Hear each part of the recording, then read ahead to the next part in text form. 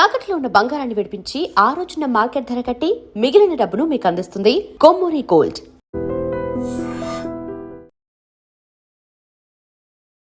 వనస్థలిపురంలో నిన్న సునీత అనే మహిళను అత్యంత దారుణంగా మొదటి భర్త అంటే ఆమె పెళ్లి చేసుకున్నటువంటి భర్త మహేష్ చేతుల్లో చనిపోయింది అనేటువంటి వార్త మనం చూసాం. అయితే అసలు ఎందుకు చంపాడు ఏంటి అనేది కూడా పూర్తి విషయాలు ఇప్పుడు వనస్థలిపురం పోలీసులు వెల్లడించిన పరిస్థితి.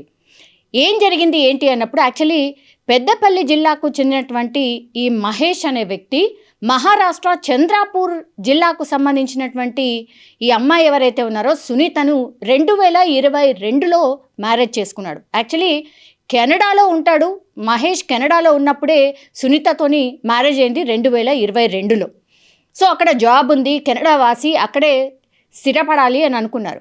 మ్యారేజ్ తర్వాత సునీతను కూడా తీసుకెళ్ళి అక్కడే ఉన్న నేపథ్యంలో ఇద్దరికి పడలేదు. ఇద్దరి మధ్య మనస్పర్ధలు వచ్చాయి. అట్లాగే కొడుతూ ఉండేవాడు, తిడుతూ ఉండేవాడు అనేది సునీత వర్షన్. దీంతో ఆమె తిరిగి వచ్చేసింది 8 నెలలకే. అంటే 22లో మ్యారేజ్ అయితే 8 నెలలకే తిరిగి వచ్చేసింది. అంటే 2023లో అలా తిరిగి వచ్చేసింది. దీంతో తిరిగి వచ్చిన తర్వాత ఆమె నివాస ప్రాంతం ఏదైతే ఉందో చంద్రాపూర్లో మహేష్ మీద కేసు పెట్టింది, గృహహింస కేసు పెట్టింది. అట్లాగే విడాకులు కావాలి అని కేసు అయితే నమోదైంది. దీంతో చంద్రాపూర్ పోలీసులు మహేష్ మీద లుకౌట్ నోటీసులు జారీ చేశారు. సో కేసు ఉంది కాబట్టి మహేష్ కెనడా నుంచి వచ్చి ఈ కేసు హియరింగ్కి సంబంధించి ఆయన రావడం జరిగింది. దీంతో విడాకులైతే మంజూరయ్యాయి, కానీ గృహహింస కేసు ఏదైతే ఉందో ఆ గృహహింస కేసు మాత్రం అలాగే ఉండిపోయింది. ఆ కేసు వాదనలు ఒకవైపు, ఇంకోవైపు ఏమో మహేష్ ఆల్రెడీ విడాకులకు సంబంధించిన స్ట్రెస్లో ఉన్నాడు. ఈ టైంలోనే మహేష్ వాళ్ళ మదర్ కూడా గుండెపోటుతో చనిపోయింది. దీంతో ఈ రెండింటిని అతను తీసుకోలేకపోయాడు. అండ్ మదర్ చనిపోయిన తర్వాత మళ్ళీ తిరిగి వెళ్దాము కెనడాకి అనే ప్రయత్నం చేసినప్పుడు మహేష్కి వీసా మంజూరు కాలేదు, ఎందుకంటే ఆయన మీద కేసు ఉంది కాబట్టి. సో ఇవన్నీ చూసుకున్నప్పుడు ఆయన పూర్తిగా సునీతనే దీనికి కారణం, నా మీద ఇట్లాంటి కేసు పెట్టింది కాబట్టి నాకు అసలు ఫ్యూచర్లే లేకుండా చేసింది, కాబట్టి ఆమెను ఎట్లాగో అంతమొందించాలి అని ఫిక్స్ అయిపోయాడు. అందులో భాగంగానే జస్ట్ ఒక నెల క్రితం అంటే 2024లో వాళ్ళకి విడాకులు మంజూరు అయిపోయినాయి. సో అప్పటి నుంచి సునీత ఇక్కడికి వచ్చి వనస్థలిపురంలో ఉంటూ ఆమె ఒక సాఫ్ట్వేర్ ఉద్యోగం కూడా చేయడం స్టార్ట్ చేసేసింది. అయితే సాఫ్ట్వేర్ ఉద్యోగం చేస్తున్నటువంటి క్రమంలోనే ఆమెకు ఒక పర్సన్తోని పరిచయం ఏర్పడింది. దీంతో పరిచయం కాస్త ప్రేమగా మారి వాళ్ళిద్దరు కూడా మ్యారేజ్ చేసుకున్నటువంటి పరిస్థితి. మ్యారేజ్ చేసుకునేటప్పుడు కూడా సునీత ఆల్రెడీ నేను మహేష్ని మ్యారేజ్ చేసుకున్నట్టుగా ఆమె ఎక్కడ కూడా చెప్పలేదు. దీంతో ఒక రకంగా నిజం చెప్పాలంటే సునీత నిజం చెప్పకుండానే మహేష్ అనే వ్యక్తి అంటే ఆమె భర్త ఆల్రెడీ నేను విడాకులు తీసుకున్నాను అనే మాట చెప్పలేదట. సో ఈ రెండో భర్తకి ఇప్పుడు ఈ మర్డర్ తర్వాత ఈ విషయం అయితే తెలిసింది.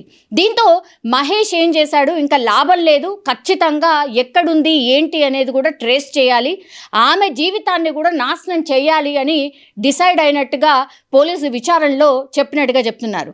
ఆ తర్వాత ఏం చేశాడు, నెల క్రితమే ఆయన వనస్థలిపురంలో ఈ సునీత ఉంటోంది, అది ఇంకో అతన్ని మ్యారేజ్ చేసుకొని చాలా హ్యాపీగా ఉంటుంది అని కొంతమేర ఇన్ఫర్మేషన్ లాగిన తర్వాత కరెక్ట్ ఎగ్జాక్ట్లీ 1 మంత్ క్రితమే దగ్గరలో ఉన్నటువంటి ఒక హాస్టల్లో రూమ్ తీసుకొని ఉండడం స్టార్ట్ చేశాడు మహేష్. తర్వాత ఈమె ఎక్కడుంటోంది, ఎవరెవరు ఉంటారు, ఏ టైంలో ఎవరు ఎటు వెళ్తారు అనేది కూడా పూర్తి ఇన్ఫర్మేషన్ తీసుకున్నాడు. అంటే ఒక రకంగా రెక్కీ నిర్వహించాడు. 3-4 రోజుల క్రితం అయితే పూర్తి స్థాయిలో రెక్కీ నిర్వహించాడు. ఏ టైంలో ఎవరెటు వెళ్తున్నారు, ఈమె ఏ టైంకి వెళ్తోంది, ఆ ఇంట్లో ఎవరెవరు ఉంటారు అనేది కూడా పూర్తి స్థాయిలో ఇన్ఫర్మేషన్ అంతా గ్యాదర్ చేసుకున్నాడు. దీంతో పథకం ప్రకారం ఈ-కామర్స్ సైట్ నుంచి ఈ కొబ్బరి బొండాన్ని కట్ చేసే కత్తి కావచ్చు, దాని తర్వాత పెద్ద పెద్ద రాక్స్ని కట్ చేసేటటువంటి మిషన్ కావచ్చు, ఇవన్నీ కొనుగోలు చేశాడు మహేష్. ఆ తర్వాత ఖచ్చితంగా ఈరోజు వెళ్ళి నేను మర్డర్ చేయాల్సిందే అనుకున్నాడు. 12 గంటల ప్రాంతంలో, అంటే వనస్థలిపురంలో మర్డర్ జరిగిన రోజు 12 గంటల ప్రాంతంలో నిన్న ఆయన కార్ని రెంట్కి తీసుకొని సెల్ఫ్ డ్రైవింగ్ చేస్తూ వనస్థలిపురం ఆమె అపార్ట్మెంట్ దగ్గరికి చేరుకోవడం జరిగింది. ఆ తర్వాత పథకం ప్రకారం లిఫ్ట్ ఉపయోగించకుండా మెట్ల మార్గంలో పైకి వెళ్ళాడు అండ్ సునీత ఉంటున్నటువంటి అపార్ట్మెంట్ డోర్ కొట్టాడు. దీంతో సునీతతో పాటు వాళ్ళ అత్త మాత్రమే ఉంది. ఆ టైంలో హస్బెండ్ ఆల్రెడీ సాఫ్ట్వేర్కి సంబంధించిన జాబ్ చేస్తాడు ఆయన కూడా, కాబట్టి ఆయన కూడా వెళ్ళిపోయాడు, అంటే ఆఫీస్కి వెళ్ళిపోయాడు. సునీత ఓన్లీ వాళ్ళ అత్త ఇద్దరు మాత్రమే ఉన్నారు అని తెలుసుకున్న తర్వాత డోర్ కొట్టి సునీత డోర్ తీయడం, ఆ తర్వాత వెంటనే గబా సునీతని ఒక రూమ్లోకి తీసుకెళ్ళి లాక్ చేసేసుకున్నాడు. ఆ తర్వాత విచక్షణారహితంగా ఆయనతో పాటు తెచ్చుకున్నటువంటి కత్తి ఏదైతే ఉంటుందో ఆ కత్తితోని ఆమె మెడ భాగం మీద, పొట్టలో, అట్లాగే తల మీద పూర్తి స్థాయిలో పొడవడం జరిగింది. ఆ తర్వాత చనిపోయిందా లేదా అని చెక్ చేసుకున్న తర్వాత ఇంకా కూడా ఊపిరాడుతుంది అని తెలుసుకున్నటువంటి మహేష్ దగ్గరలో ఉన్నటువంటి ఒక పెద్ద వస్తువుతోని ఆమె తల మీద మోది చంపేసినట్టుగా కూడా ఇప్పుడు పోలీసులు అయితే చెప్తున్నటువంటి పరిస్థితి. ఇదంతా జరుగుతున్నటువంటి క్రమంలో సునీతతో పాటు వాళ్ళ అత్త కూడా ఉంది కాబట్టి గట్టిగా సునీత కేకలు వేయడం, ఆ తర్వాత చూసేసరికి మహేష్ లాక్కొని సునీతని ఒక రూమ్లోకి తీసుకెళ్ళి లాక్ వేసేసుకున్నాడు. ఆయనతో పాటు పెట్రోల్ కూడా తీసుకొని వచ్చాడు అనేటువంటి మాట ఈ అత్త చెప్పింది. ఆ తర్వాత బయట ఉన్నటువంటి అపార్ట్మెంట్ వాసులకి గట్టిగా కేకలు వేయడంతో అందరు బయటకు వచ్చారు. తర్వాత అత్త పూర్తి స్థాయిలో ఎవరో వచ్చి లోపలికి మా కోడల్ని తీసుకెళ్ళి లాక్ వేసేసుకున్నాడు, రండి కాపాడండి అనేటువంటిది చెప్పడంతో ఈ అపార్ట్మెంట్లో ఉన్నటువంటి వాళ్ళు కూడా కాపాడే ప్రయత్నం చేయడం, కానీ లోపల నుంచి గట్టిగా కేకలు వినిపిస్తున్నాయి. ఆ తర్వాత చంపుతున్నటువంటి చప్పుళ్ళు వినబడ్డంతో వెంటనే పోలీసులకు ఇన్ఫర్మేషన్ ఇచ్చారు. పోలీసులు చేరుకున్న తర్వాత కూడా మహేష్ లోపలనే తను లాక్ చేసుకొని ఉన్నాడు. సునీత అక్కడ రక్తపు మడుగులో కంప్లీట్లీ చనిపోయి ఉన్నటువంటి పరిస్థితి. దాని తర్వాత పోలీసులు ఎంత డోర్ కొట్టినా కూడా పోలీసులకు కూడా డోర్ తీయలేదు.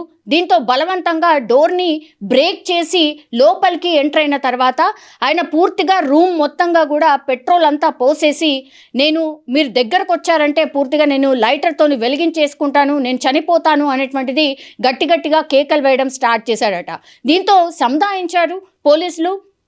నువ్వు చేసేదేవో చేసేసావు, కానీ నువ్వు నీ చట్టాన్ని మాత్రం నీ చేతిలోకి తీసుకోకు, దయచేసి నీ వర్షన్ ఏంటో మేము వింటాం, మేము నీకున్నామన్నటువంటి మాట చెప్పే ప్రయత్నం చేశారు. దీంతో చాలాసేపు వాదోపవాదాలు అనుకోండి, చాలాసేపు గట్టిగా అరుపుల తర్వాత కొంతమేర ఆయనని అంటే మహేష్ని పోలీసులు అదుపులోకి అయితే తీసుకున్నారు. లేదంటే ఇంకో అనర్థం కూడా జరిగిపోయేది. ఎందుకంటే అపార్ట్మెంట్లో పూర్తిగా పెట్రోల్ మొత్తం పోసేసి ఉన్నాడు. ఒక్కసారి లైట్ చేసి ఉంటే మాత్రం పూర్తిగా అపార్ట్మెంట్లో ఉన్న వాళ్ళకి అట్లాగే అక్కడ ఉన్నటువంటి వాళ్ళకి కూడా పెద్ద ప్రమాదం జరిగేది. కానీ పోలీసులు చాకచక్యంగా మహేష్ని తీసుకొని వెళ్ళిపోయినటువంటి పరిస్థితి. ఇక్కడ ఈ కేసులో మనం చూసినప్పుడు యాక్చువల్లీ సునీత ఆల్రెడీ మ్యారీడ్ అన్న విషయం వీళ్ళకి తెలీదు. అంటే ఇప్పుడు రెండో భర్త ఎవరైతే ఉన్నారో వాళ్ళకి తెలీదు. ఇంకోటి, సునీత ఇప్పుడు 4 నెలల గర్భవతి అని కూడా పోలీసులు చెప్పినటువంటి పరిస్థితి. సో 4 నెలల గర్భవతి. ఆ తర్వాత హస్బెండ్ వాళ్ళ ఫ్యామిలీకి అసలు ఈమె ఆల్రెడీ మ్యారీడ్ అన్న విషయం ఒకటి తెలీదు. తర్వాత కెనడా నేను వెళ్ళలేకపోతున్నాను, ఈమె కేసు పెట్టడం వల్లనే నేను ఇంత భయంకరమైన పరిస్థితికి వచ్చేసాను అని ఒకటి. ఈ కేసు నడుస్తున్నటువంటి క్రమంలోనే అలా అంటే మహేష్ వాళ్ళ మదర్ కూడా చనిపోవడంతో పూర్తిగా డిప్రెషన్లోకి వెళ్ళిపోయాడు. కాబట్టి ఇదంతా చేసుకొని వచ్చినట్టుగా పోలీసుల విచారణలో మహేష్ చెప్పినట్టుగా కూడా చెప్తున్నారు. ఇంకా విచారణ అయితే కొనసాగుతోంది. మహేష్ ఒక్కడే ఉన్నాడా, లేకపోతే ఇంకెవరైనా సహకరించారా, ఇంకేమైనా రీజన్ ఉందా, ఈ కోణంలో అయితే పోలీసులు అయితే విచారణ చేస్తూ ఉన్నారు. కానీ ఆయన చెప్పిన దాని ప్రకారం నేను సునీతను చంపడానికి కారణం ఇదే అన్నటువంటి మాట మహేష్ చెప్పినట్టుగా కూడా చెప్తున్నారు.